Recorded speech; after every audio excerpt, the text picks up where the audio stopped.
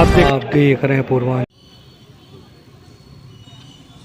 UP की सरकार ने बजट पेश किया, तो आपकी नज़र में बजट किस तरह का है? देखिए, ये यूपी का उत्तर प्रदेश का सौभाग्य है कि हर साल हमारा बजट का जो वॉल्यूम है वो बढ़ता चला जा रहा है। 7 लाख करोड़ से ऊपर का इस बार का बजट सुनने में आ रहा है। लेकिन जो उत्साह इतने बड़े वॉल्यूम के साथ हम लोगों को होना चाहिए, जो वर्तमान परिवेश में जो युवाओं की स्थिति है, छोटे और मझौले व्यापारियों की जो स्थिति है, महिलाओं की जो स्थिति है, ऐसे में इतने लाख करोड़ रुपए के बजट में उन लोगों के हिस्से में क्या जा रहा है, ये बहुत ही जानने की बात होती है। अगर उन लोगों के हिस्से में इतने बड़े वॉल्यूम में अगर कुछ नहीं जा रहा है और उस बजट से उनके चेहरे पे खुशी नहीं आ पा रही हो, तो ऐसे बजट का देना वो अपने आप में कुछ भी नहीं है।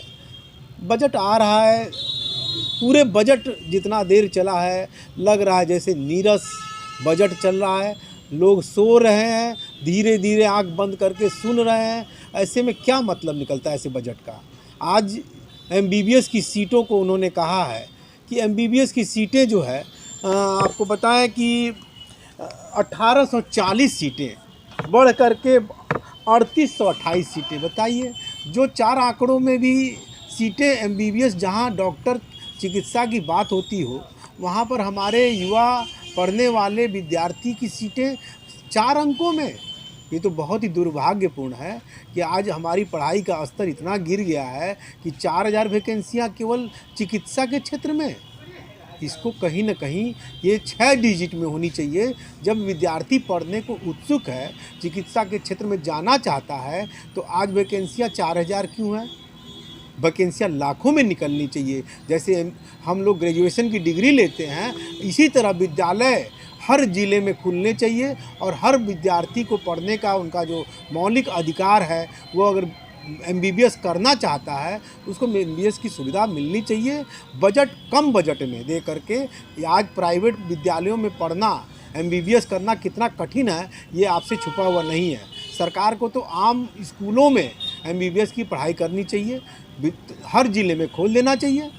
आज 7 लाख करोड़ के बजट में अगर 1% बजट भी 7000 करोड़ का भी बजट अगर दे दिया रहता चिकित्सा के क्षेत्र में और पढ़ाई के क्षेत्र में, जहां हमारा युवा पढ़ना चाहता है, तो निश्चित रूप से हमारा युवा अपना क्लिनिक खोल करके अपने ज़िले के, अपने गांव की देखभाल करता। दूसरा, आज ये तो चिकित्सा के क्षेत्र की बात हुई। शिक्षा के क्षेत्र में आप क्या कर रहे हैं? सारा विद्यालय मिशनरी की तरफ जा रहा है। आपका सर्व शिक्षा अभियान किस दिशा में है? कोई पढ़ाना नहीं चाह रहा है। आप इस पूरे बजट को, 7 लाख करोड़ के बजट को 1% भी, मैं तो कहता हूं कि पूरे का 1% केवल शिक्षा और चिकित्सा में ऐसी जगह खर्च करें जहां की आज हमारा युवा पढ़ना चाहता है। हमारे शिक्षक जो पढ़ लिख करके पीएचडी करके हमारे विद्यालय में जो बच्चे पढ़ ले रहे हैं, मास्टरी की डिग्री ले लिए हैं, उनको कहीं न कहीं शिक्षा पढ़ाने लिखाने में समायोजित होना चाहिए। तभी तो उनका वो कल्याण होगा। वो अपने परिवार का भरण पोषण कैसे करेगा? ये चीज़ें जो रोज़गार की तरफ जानी चाहिए, ऐसे में हम लोगों को देखने को नहीं मिलता है। और विकास जहाँ पैसे का अथाह पैसा आ रहा हो, वो उस पैसे को तो सरकार जैसे चाहिए, विकास के नाम पे मेट्रो खोल दे, विकास के नाम पे कॉरिडोर खोल दे, विकास के नाम पे जीर्णोद्धार कर दे। ऐसे तो पैसे का ये सब बंदर बांट हो रहा है। अन्य जगहों पे खर्च करके जहाँ ज़रूरत है, हमारे युवाओं के लिए ज़रूरत है। आज बिजली का खर्च इतना बढ़ गया है, क्यों नहीं 1% बिजली छूट दे दी जा रही है? आज हर परिवार में लोग रहते हैं, महंगाई का दौर आपसे छुपा हुआ नहीं है, किचन का खर्चा छुपा हुआ नहीं है। तो पैसे का समायोजन बहुत ही समुचित तरीके से होना चाहिए। ये सरकार की गुणवत्ता पे निर्भर करता है। सरकार की अपनी सोच जो है इस दिशा में आनी चाहिए। धीरे धीरे जब सोच बदलेगी, तभी युवाओं को, महिलाओं को बेरोजगारी ख़त्म होगी, हम लोगों को रोज़गार मिलेगा, युवाओं को रोज़गार मिलेगा, व्यापारियों की स्थिति अच्छी होगी, वहीं व्यापार कल्याण। आप ये बताइए, आज व्यापारियों के साथ तमाम हादसे हो रहे हैं प्रदेश में। क्या 1% व्यापारी कल्याण निधि में सरकार को नहीं छोड़ देना चाहिए? जहां 1 लाख 75,000 करोड़ प्रति माह का वॉल्यूम राजस्व आ रहा हो, उत्तर प्रदेश का भी हिस्सा होगा।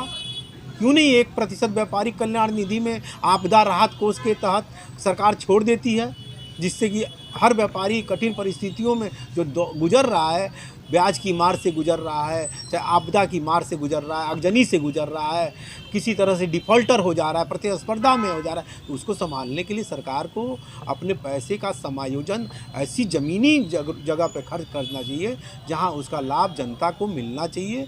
ये नहीं मिल पा रहा है। बहुत ही लंबा बजट है, लेकिन कहीं लाभ देखने को नहीं मिला।